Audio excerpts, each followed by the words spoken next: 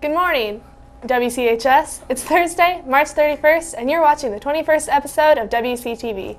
I'm Brock Jacobson, and this is Caitlin Weaver. On today's show, we've got the spring sports preview, the 411 on the technology department, and a look at state speech. So stay tuned. 7. Stand by. 6. Leader, stand by sting. 5. 4. 3. 2. Cue 1. leader, cue sting.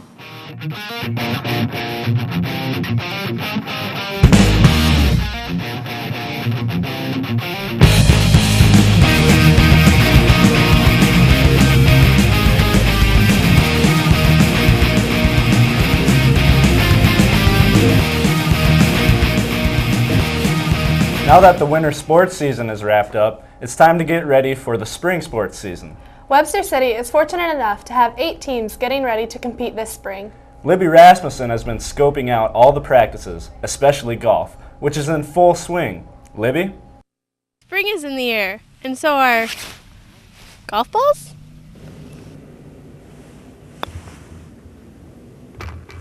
The boys and girls golf team are already underway with their practices. The girls golf team began practice on the 14th with 3 returning letter-winning members, Kate Thompson, Libby Rasmussen, and Heather Conklin. These girls have high potentials this year and hope to take their whole team to state in June. The boys golf team is also well on their way to a good year. They have great leadership from 2 seniors this season, Justin Pancook and Michael Nedved. These 2, along with the rest of the team, began practice last Monday and hope to start the season off with a bang. A new addition to this year's spring sports is the girls' soccer team.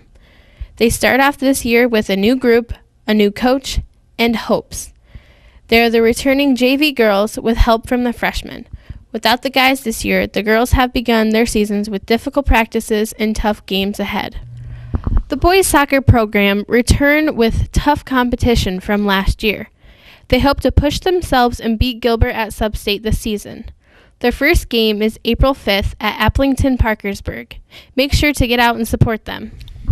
With only 3 seniors this year, the girls' track team is working together to stay above the tough competition of the NCC conference. The underclassmen will be pushing each other to find the talent needed for the upcoming years. The boys are off to a great season as they are in their 6th week of practice and are almost halfway done with their season. They have 5 returning state qualifiers this year: Tony Fischels, Brett Radcliffe, David Faber, Joel Abbott, and Sam Lambert. There are 6 returning varsity letter winners this season for the girls' tennis team.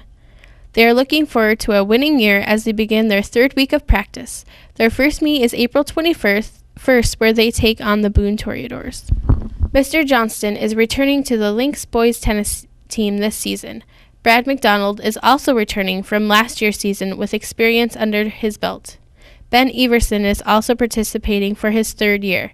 With the leadership of the upperclassmen, the boys hope to have a victorious season. I know that was a lot to comprehend, but now you won't have a reason to not get out there and support the Lynx. Good luck to all the teams. I'm Libby Rasmussen reporting for WCTV, and I gotta get back to working on my game.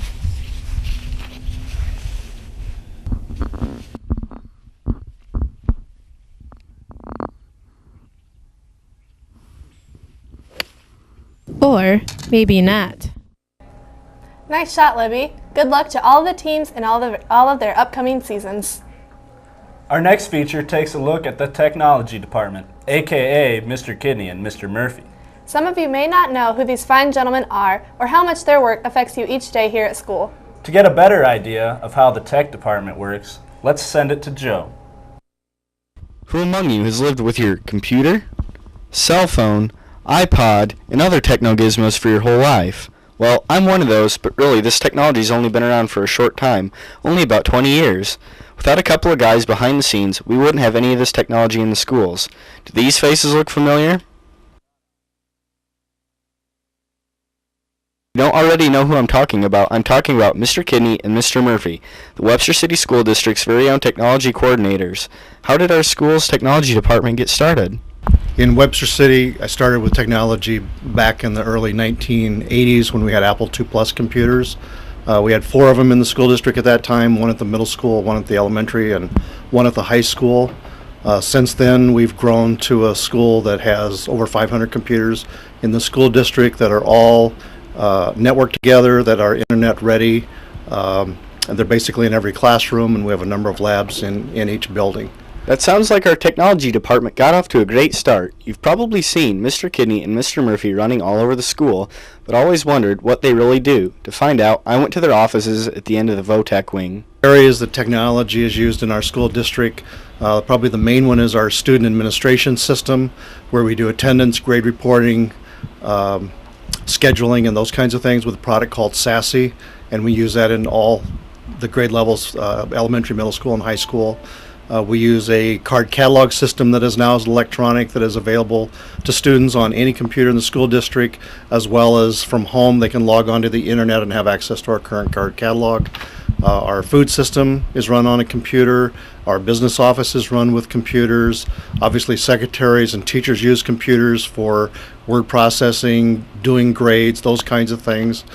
We just purchased a bus transportation system, and so you can see about any aspects of a school, technology is part of what we do. My job is to take care of the network computers for the district and the individual workstations, and just help teachers and kids out with their technology needs.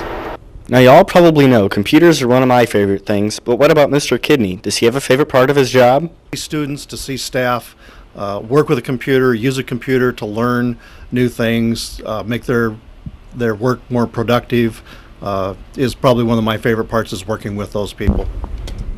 Surf control, what's that all about? Many of you have probably hit this block site screen sometime while you were on the computers here at school. You know, I wonder if there are any misconceptions people have about Mr. Kidney or Mr. Murphy's jobs. I don't know if they really have any misconceptions at this point. We've been at it long enough that I think pretty much everybody knows what we do. Now, we all know more about our school's tech department and how privileged we are to have such a great setup. People have even said that our setup is one of the best in the state for schools and even for businesses. I'd also like to thank Mr. Kidney for his many years of dedicated service since our school got the first computer system in 1979. For Wctv, I'm Joe Wakeman. Thanks, Joe. Without the tech department, most of the equipment behind us wouldn't work. That's right, Brock. And now, with All-State Speech only a short while away, Robin has some info on district and state speech and how to receive a good rating. For those of you that don't even know what a rating is, she'll explain that too. Take it away, Robin.